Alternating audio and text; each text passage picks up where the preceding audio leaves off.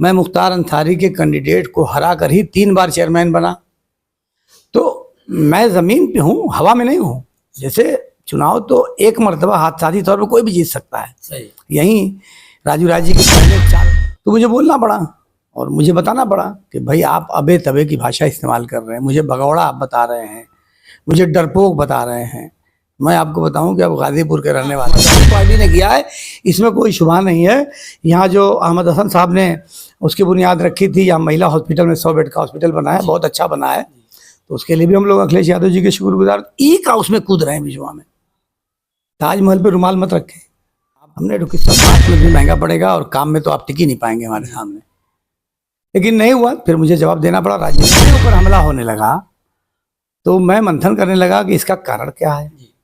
तो मुझे यही महसूस हुआ कि शायद मैं बैकवर्ड समाज से आता हूँ और मुस्लिम समाज से आता हूँ। उत्तर प्रदेश का मऊ है, जिसको आप अच्छी तरह से जानते हैं। मऊ मऊ मऊ मऊ में हमारे बगल में जिसको आप देख रहे हैं, इनका कोई परिचय बताने की जरूरत नहीं है। यहाँ के चेयरमैन है, मऊ जिले के चेयरमैन। मऊ जिले के चेयरमैन होना एक बहुत बड़ी बात है, अपने आप में एक रसूख का मामला है। ये चेयरमैन जानते हैं, 1 बार और 2 बार नहीं है मित्रों, 7 बार चेयरमैन है। और मऊ जैसे जिले की अगर चेयरमैन की 7 बार या 6 बार चेयरमैन जो हो, तो एक मान कर चलिए कि एक सांसद और विधायक का कोई तुलना नहीं है। आज मैं इनके साथ हूं, आज बहुत ज्यादा देर से इंतजार करते हुए इनसे मैं परिचय भी लूंगा। उसके बाद मऊ के राजनीति पर धारेदार आपसे मैं बात करूंगा। पिता तुल्य भी हैं हमारे, और आइए और बने रहिए। और इस वीडियो को देख करके आप वीडियो को ज्यादा से ज्यादा शेयर करिएगा और कमेंट करिएगा कि हम लोगों के जो भी कुछ बात हो रही है मऊ की जनता देखेगी और उस पर कमेंट करेगी कि दोष किसका। मामला बहुत गहन है। आइए, सादर प्रणाम आपको। बहुत बहुत शुक्रिया। सबसे पहले तो एक गलतफहमी दूर कर दूं कि 7 मरतबा मैंने नगर पालिका का चुनाव जीता है, चेयरमैन का नहीं। चेयरमैन का 3 बार जीते हैं और 4 बार सभासद का जीते। चलिए सर, तो 3 बार ही बहुत है। हमको कुछ कंफ्यूज था। 7 बार मित्रों देखिए, हमें नहीं। लोकसभा भी लड़े हैं 2009 में हम। अच्छा, आप लोकसभा भी लड़े हैं? किस दल से? समाजवादी पार्टी से। समाजवादी से लोकसभा लड़े हैं? और इस समय किस दल में है? इस वक्त बहुजन समाज पार्टी में। लीजिए मित्रों, समाजवादी पार्टी से लोकसभा यानी सांसदी का चुनाव, उसके बाद चेयरमैन, और इस किस दल का? समाजवादी पार्टी का। गजब, मुझे नहीं पता है। देखिए, जिला अध्यक्ष भी गाजीपुर मऊ के रहे हुए हैं। आइए, मैं अब बात करूंगा धारेदार। और इस समय आज आप बसपा में हैं, समाजवादी में भी थे, सांसदी का चुनाव भी लड़े हुए हैं, जिला अध्यक्ष भी रहे हैं, चेयरमैन भी हैं, नगर पालिका भी अध्यक्ष रहे हैं। कोई ऐसा कुछ पद नहीं है जो कि आपके साथ होकर के ना निकला हो। लेकिन देखा जा रहा है इस समय सोशल मीडिया पर आप भी चप गए हैं, और राजू राय सांसद जो वर्तमान है, जिनको लोग कहते हैं कि दानवीर हैं, जिनको लोग बताते हैं कि राजू राय हमेशा कहीं ना कहीं कुछ ऐसे करते हैं, और अखिलेश यादव के हमेशा कभी फ्लाइट में दिखाई देते हैं, कभी अगल बगल घूमते हुए फोटो फुटेज में दिखाई देते हैं। और अब मामला मऊ में ठन गई है आपसे, चेयरमैन और सांसद, क्या मामला है? मैं देखिए, इसमें कोई शुबा नहीं कि राजू राय जी बहुत बड़े नेता हैं और राष्ट्रीय प्रवक्ता हैं, राष्ट्रीय सचिव हैं, तो इसमें कोई शंका नहीं है। और मऊ जब वो आए थे पहली मरतबा 2014 का चुनाव लड़े थे, तो हम लोग उनके साथ थे और काफ़ी हम लोगों ने मेहनत भी की थी उनके लिए। चुनाव नहीं जीते ये अलग मैटर है। और फिर जब दोबारा चुनाव हुआ है तो वो चुनाव जीते हैं। उसमें 4थे नंबर पे गए थे और इसमें पहले नंबर पे आए हैं। तो कहीं ना कहीं वो तो बेहतर है। अब राजनीति में वाद विवाद हो जाता है, मैं तो बोलना भी नहीं चाहता था। विवाद तो बड़े लोगों का है, मैं बहुत छोटा कार्यकर्ता हूँ। लेकिन जब मामला दूसरे से है, विवाद दूसरा से लोगों से है, और मेरे ऊपर हमला होने लगा, तो मैं मंथन करने लगा कि इसका कारण क्या है। तो मुझे यही महसूस हुआ कि शायद मैं बैकवर्ड समाज से आता हूँ और मुस्लिम समाज से आता हूँ। तो ये टारगेट बहुत सॉफ्ट है, बड़ा इजी टारगेट है। तो जो असल टारगेट थे उधर ना रुख करके अपने मिसाइल का रुख इधर कर दिया गया। क्यों सर, ऐसा क्यों? उस पर भी मुझे आपत्ति नहीं थी। ठीक है, राजनीति में आरोप प्रत्यारोप चलता है, कोई हर्जे की बात नहीं है। मैं 3 दिन तक इंतजार करता रहा। एक दिन मैंने पोस्ट लगाई दूसरे दिन कि भाई मेरे से आप हमलावर क्यों होते, मेरी क्या गलती है। मेरा कोई आपसे झगड़ा भी नहीं है, मैंने कभी आज तक एक शब्द बोला भी नहीं आपके खिलाफ। और ऐसा मत करिए, वरना आप बात में भी महंगा पड़ेगा और काम में तो आप टिक ही नहीं पाएंगे हमारे सामने। लेकिन नहीं हुआ, फिर मुझे जवाब देना पड़ा। राजनीति में ज़रूरी है, मौके ऐसे आते हैं कि कब चुप रहना है ये भी जानना ज़रूरी है, और कब बोलना है ये भी ज़रूरी है। तो अब जब बोलने का बिल्कुल समय आ गया था तो मुझे बोलना पड़ा और मुझे बताना पड़ा कि भाई आप अबे तबे की भाषा इस्तेमाल कर रहे हैं, मुझे भगौड़ा आप बता रहे हैं, मुझे डरपोक बता रहे हैं। मैं आपको बताऊं कि आप गाज़ीपुर के रहने वाले हैं, और आपके गाज़ीपुर के ही मुख्तार अंसारी साहब जो यहाँ से 5 बार विधायक रहे हैं, उनका बेटा अब्बास अंसारी इस वक्त विधायक हैं, और वो कितना बड़ा कद है वो आप जानते हैं, वो बताने की ज़रूरत नहीं है। राजनीति में भी कद उनका है, राष्ट्रीय स्तर के वो मान पहचान है, और यहाँ भी, और बाहुबली भी रहे हैं। लेकिन मैं उनसे मुकाबला करके चुनाव जीतता रहा हूँ हमेशा, आप जान लीजिए। और मैंने जब तक वो जिंदा रहे, अब तो दुनिया में नहीं, अल्लाह मियाँ से मेरी दुआ है कि उनको जन्नत नसीब करें। और लोग कहते हैं कि वो गरीबों के मसीहा थे और करते भी थे लोगों के लिए काम, तभी तो उनको वोट मिलता रहा होगा। जाहिर सी बात है कि हम लोग तो विरोध में थे, तो विरोध करना ही करना रहा है। तो मैं उनसे मुकाबला, मैं उनके खिलाफ विधानसभा का चुनाव लड़ा। मैं मुख्तार अंसारी के कैंडिडेट को हरा कर ही 3 बार चेयरमैन बना। तो मैं ज़मीन पे हूँ, हवा में नहीं हूँ। जैसे चुनाव तो एक मरतबा हादसाती तौर पर कोई भी जीत सकता है। सही। यहीं राजू राय जी के पहले 4 सांसद हुए हैं, और कल्पनाथ राय के बाद से किसी को कोई जानता भी नहीं कि कौन आया कौन गया, कोई पूछने वाला नहीं, उनको बचा हुआ है। तो ऐसा ना हो कि आपके लिए भी प्रथम ही अंतिम बन जाए, क्योंकि समीकरण जब बनता है तो एक बार तो कोई भी जीतता है, लेकिन कोई भी नेता जब एक से अधिक बार जीते तो आप समझिए कि कहीं ना कहीं कुछ क्वालिटी है। हाँ, जमीन पर कहीं ना कहीं वो है उसकी मौजूदगी। सही। तो मुझे जवाब देना पड़ा, और मुझे बहुत अफसोस है, कष्ट है, क्योंकि देखिए मैं राजू राय से बहुत सीनियर हूँ। राजू राय जब पार्टी में आए तो उसके दशकों पहले मैं राजनीति में आया था। आप सोशल मीडिया पर बता रहे हैं कि राजू राय जब राजनीति में जंगियां पहनकर घूम रहे थे हमारे सामने, उससे पहले मैं राजनीति में था। नहीं, मैंने ऐसा नहीं देखा। अगर ऐसी कोई बात मैंने बोली है तो गलत बात है, इस तरह की बात नहीं बोलनी चाहिए। देखिए, किसी का भी राजनीतिक विरोध करे सम्मान के साथ, लेकिन शायद झुंझलाहट में मैंने बोला होगा, उसके लिए मैं माफ़ी चाहता हूँ। इस तरह के शब्दों का प्रयोग नहीं करना चाहिए था।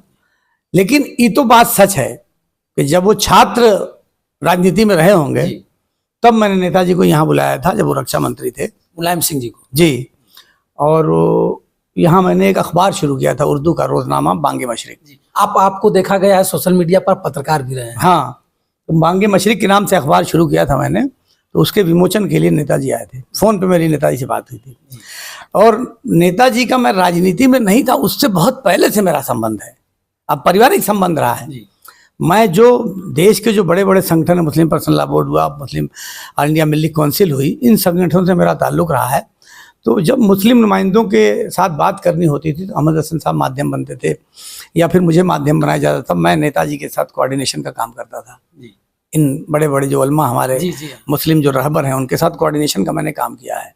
क्योंकि मेरा ये मानना है कि जब तक हम किसी नेता के पास जो पद पे है, जब तक हम उस तक मुसलमानों की समस्याओं को नहीं पहुंचाएंगे, तब तक उसका निदान कैसे करेंगे।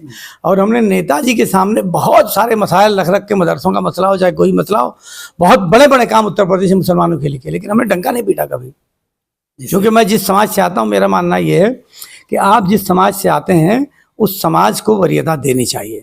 मैं बहुत सेकुलर किस्म का आदमी हूँ, मैं कभी हिंदू मुस्लिम के झगड़े में नहीं पड़ता, लेकिन जिस समाज से मैं आता हूँ, जब उस पर कोई उंगली उठाता है इसलिए कि ये मुसलमान है, तो मेरे आग लग जाती है। क्योंकि हमारी पूरी हिस्सेदारी है भाई, चाहे मुल्क की आज़ादी का मामला रहा हो, चाहे देश की तरक्की का मामला रहा हो। अब उसी में अच्छे और ख़राब सभी लोग आते हैं, लेकिन उसको लेकर किसी कम्युनिटी को बदनाम नहीं किया जा सकता। तो बहुत सारे काम किए, फिर राजनीति में आया। आपको मैं बताऊँ कि 1996 में मेरे ऊपर एनएसए लगा था। अच्छा। हाँ, राष्ट्रीय सुरक्षा। हालांकि मेरे ऊपर एक भी मुकदमा नहीं था, लेकिन अब राजनीतिक द्वेष में मैं मुलायम सिंह जी के बहुत करीबी था, तो इसलिए उस वक्त एक ऐसा माहौल बना हुआ था कि जो उनके करीबी लोग हों उनके खिलाफ कार्रवाई हो रही थी। आपको याद होगा, रोका जाए। हाँ, आप हैरत करेंगे कि मेरे उस मैटर को नेताजी ने 2-2, 3-3 मरतबा लोकसभा में उठाया। मेरे मैटर को लेकर रैली थी, देवेगौड़ा जी प्रधानमंत्री थे, उनके सामने रखा। मेरे मैटर को लेकर नेताजी ने महामहिम राष्ट्रपति से जाके मुलाकात की, और मेरे ऊपर से भारत सरकार ने मुकदमा उठाया राष्ट्रपति के आदेश से। यहाँ जब जेल में आदेश आया तो 4 दिनों तक मुझको छोड़ा ही नहीं गया। जेलर ने कहा कि भाई इसका तो कोई आदेश कभी आया ही नहीं कि राष्ट्रपति के वहां से सीधा आदेश आ जाए। तो राष्ट्रपति भवन से फिर से यहाँ जिलाधिकारी के माध्यम से उस आदेश की पुष्टि करी गई, तब हमको 4 दिन बाद छोड़ा गया। यानी इनको लग रहा था कि कहीं ना कहीं फर्जी ना हो। हाँ, फर्जी ना हो, क्योंकि राष्ट्रपति के वहां से किसको आदेश आता है छोड़ने का? तो हमें बिल्कुल गलत तरीके से बताया गया था। तो हम तो उस जमाने सर मैं रोकना चाहूंगा, अब मुकदमा है कि नहीं उसके बाद? नहीं, वो मुकदमा तो वापस हो गया। जैसे मैं जमीन का आदमी हूँ, आंदोलन वाला आदमी हूँ। मेरे ऊपर कम से कम 15-16 मुकदमे होंगे, मगर एक भी मुकदमा मेरा निजी नहीं है, ना कोई एक क्रिमिनल मुकदमा है, सब आंदोलन वाला मुकदमा। संघर्ष थाने का घेराव, तो फलाना तो ठिकाना। और समाजवादी पार्टी के जिला अध्यक्ष जब मैं था तो उसी जमाने का सबसे ज्यादा मुकदमा है, क्योंकि हमको लड़ने भिड़ने की आदत है। जनता के लिए सड़कों पर उतरना, झगड़ा करना, मार खाना, कभी इससे कोई घबराहट नहीं थी। और 40 साल हो गया मुझे स्ट्रगल करते हुए। मैं हाई स्कूल पास करने के बाद घरेलू हालात हमारे ख़राब हो गए थे, तो मेरी पढ़ाई छूट गई थी और मैंने बिजनेस छोटा सा शुरू किया। लेबल प्लास्टिक, रद्दी पेपर बेचता था।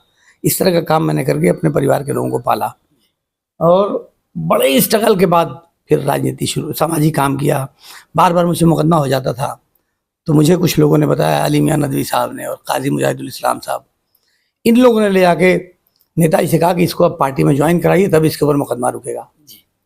तो उस वक्त नेताजी ने मुझे पार्टी में शामिल किया और तब से ये 2023 तक मैं समाजवादी पार्टी में रहा हूँ। और समाजवादी पार्टी के एक एक नेताओं ने, एक एक कार्यकर्ताओं ने मुझे सर पे बिठाया, अब बहुत सम्मान दिया, अब बहुत इज्जत दी। और यही कारण है कि कभी आप मेरे मुझे समाजवादी पार्टी के खिलाफ नहीं सुनेंगे। मुझे बहन जी ने मुसीबत के समय, अब टिकट मेरा कट गया एकदम एंड टाइम पे, तो मैं सुनाता हूँ एक शेर के, कुछ तो मजबूरियां रही होंगी, यूं ही कोई बेवफा नहीं होता। सही, कुछ तो मजबूरियां रही होंगी। ये और बात है कि दुश्मन हुआ है आज, मगर वो मेरा दोस्त था, कल तक उसे बुरा ना कहो। जी सही। तो मैं तो किसी का एहसान नहीं भूलता जीवन भर। सही। तो इन परिस्थितियों से गुजरकर जो व्यक्ति यहाँ तक पहुँचा हो, उसे आप कहो कि भगौड़ा है, उसे आप कहो कि मक्कार है, उसे आप कहो कि धोखेबाज है, पूरी लाइफ में एक भी चार्ज मेरे ऊपर नहीं लग सकता कि किसी ने कहा हो कि अरशद जमाल बेईमान है 1 रुपए के, या अरशद जमाल ने किसी को धोखा दिया हो, अरशद जमाल ने झूठ बोला हो। तो इन सारे कैरेक्टर को लेके चलते हैं। 2006 में नेताजी ने बुनकरों के लिए फ्लैट रेट का पासबुक बनाया, उसमें सबसे महत्वपूर्ण भूमिका मेरी थी। बल्कि मुझे हैरत है कि नेताजी ने पूछा कि अच्छा जी बताओ कि कितना बुनकरों का फ्लैट रेट कर दिया जाए। तो मैंने कहा कि नेताजी 200 रुपया पर लूम कर दिए तो बड़ी आपकी मेहरबानी होगी। इतिहास है ये। नेताजी जब बोलने खड़े हुए तो कहने लगे कि देखो ये बुनकरों का नेता बनता है, कह रहा है कि 200 रुपया पर लूम कर दीजिए। कहाँ से गरीब बुनकर 200 रुपया देगा? ये बहुत ज़्यादा है। तो इसलिए उसको 65 रुपया शहर वाले लूम के लिए और 35 रुपया जो देहात में काम करने वाले बुनकर हैं उनको 35 रुपये में बिजली दी जाए। और तभी से वो व्यवस्था लागू रही। इधर जब बीजेपी की सरकार बनी तो इन्होंने उस पूरी व्यवस्था को समाप्त कर दिया और कहा कि जैसे सबकी बिल बनती है वैसे बुनकरों की बिल बनेगी, बुनकर लूम का बिल देगा। ये परिस्थिति ऐसी थी कि सारे उत्तर प्रदेश के लूम बिक जाते, कोई बुनकर भी पैसा नहीं दे पाता। बहुत हम लोगों ने कोशिश की, योगी जी से मुलाकात की, कम से कम 50 बार लखनऊ मीटिंग की होगी। तब सरकार को ये समझाने में मैं सफल हुआ कि साहब कम से कम जो छोटे बुनकर हैं, जो 2 लूम 4 लूम चलाते हैं, उनको दे दीजिए, बाकी सब खत्म कर दीजिए। तो ये समझ में आ गया माननीय मुख्यमंत्री जी को और उन्होंने 5 किलोवाट तक के बुनकरों को फ्लैट रेट में फिर से वापस बुलाया और उन्होंने कहा कि जो 72 रुपया है उसको 400 रुपया फी लूम कर दिया जाए। तो चूंकि 16-17 साल का वक्फा बीत गया था, बिजली का रेट उससे ज़्यादा बढ़ चुका था, तो हम लोगों ने उसमें सहमति दे दी और उन्होंने वो लागू कर दिया, जिसका लाभ आज तक मिल रहा है। शायद यही संघर्ष आने वाले समय को देखने का देख नहीं जा रहा है कि आपको लग रहा है ऐसा कि राजू राय इसी को बर्दाश्त नहीं कर पा रहे हैं कि कहीं ना कहीं आने वाले समय में समाजवादी पार्टी से मिल करके हमारी ही सीटियां छीन लें? नहीं, देखिए ऐसा कुछ नहीं है। वो बहुत बड़े नेता है, मेरा उनसे कोई मुकाबला नहीं है, लेकिन मैं तो बहुजन समाज पार्टी में हूँ, तो उनकी सीट कहाँ से छीनूंगा मैं? तो अब बहुजन समाज पार्टी से सर, हमने पिछली बार भी लोकसभा का टिकट मांगा था, लेकिन किसी कारणवश बाद में वो टिकट कट गया। वरना मैं लड़ा होता तो फिर समीकरण दूसरा होता। लेकिन अब 2029 में भी मैं बहन जी से अनुरोध करूंगा। एक बार मिला था तो मैंने उनसे अनुरोध किया भी है, फिर अनुरोध करूंगा। हो सकता है डर रहे हो कि कहीं ना कहीं बहन जी अगर टिकट दे रही हैं तो फिर आप फाइट करेंगे। अरे अभी तो 2029 का ना मामला है, पहले से ही तो अखाड़ा में रगड़ा जाएगा। अगर किसी के खिलाफ चुनाव लड़ने की संभावना तो उसको गाली देंगे। आप मुकाबला करिए ना। क्यों इतने अच्छा, बड़े? सबसे अच्छा चुनाव लड़ने का सबसे बेहतर तरीका ये है जी। कि दूसरों को गाली देने या बुरा कहने के बजाय आप अपना काम बताइए ना। दूसरों का कद मत छोटा करिए, जी। आप अपने कद को बढ़ाइए, सही। आप अपना पेश करिए ना। अरशद जमाल तो क्या मुकाबला करेंगे? पूरे शहर की जो आबादी क्षेत्रफल है जी।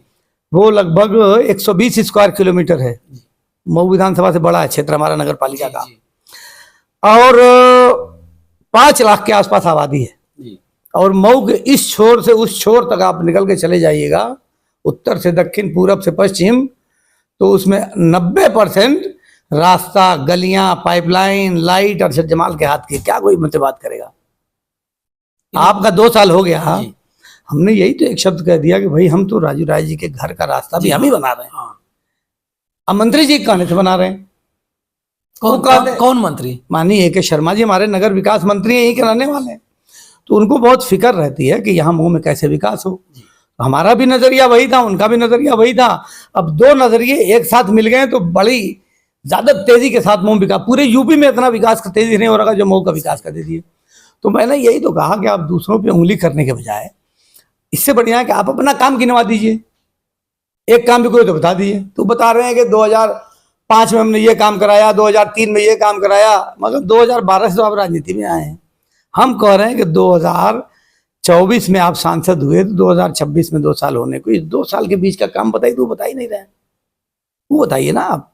यानी ये लग रहा है कि ये लोग अखिलेश जी का जो कार्य है उसी कार्य को गिना रहे हैं और बता रहे हैं कि तो हम लोग कर रहे वो हैं। सब कार्य तो मैं समाजवादी पार्टी में था, वो सब मेरे हाथों खनवाना जाएगा। आप तो थे ही नहीं यहाँ, आपका वजूद नहीं था। वो तो सब मैं समाजवादी पार्टी में था। यहाँ ढुकलियागढ़ पुल बनवाया, कृषि मंडी बनवाई, ये जो पुल इस वक्त पालनी के बन रहा है इसकी वहाँ से स्वीकृति कराई, और यहाँ संगत घाट का रास्ता खुलवाया, बुनकरों का फ्लैट रेट पासबुक बनवाया, आप बलिया वाली रोड का चौड़ीकरण कराया, आजमगढ़ वाली जो रोड 4 लेने जो होता है हमने कराया। वो सब तो हम लोगों के ज़माने में हुआ है और हम लोगों के अनुरोध पे हुआ है। इनकी इसमें इनकी कोई भूमिका ही नहीं है। हाँ, समाजवादी पार्टी ने किया है, इसमें कोई शुबा नहीं है।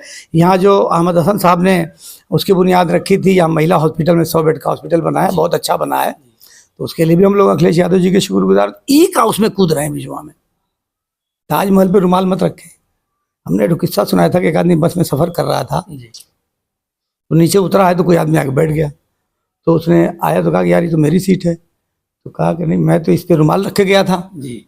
तो कहा कि अगर ताजमहल पे आप रुमाल रख दोगे तो ताजमहल आपका हो जाएगा। तो राजू राजी ताजमहल पर रुमाल रखना बंद करें, काम करें। भाई आप अच्छे नेता के साथ हैं, अखिलेश यादव बहुत अच्छे नेता है, इसमें कोई शुबा नहीं है। सर जी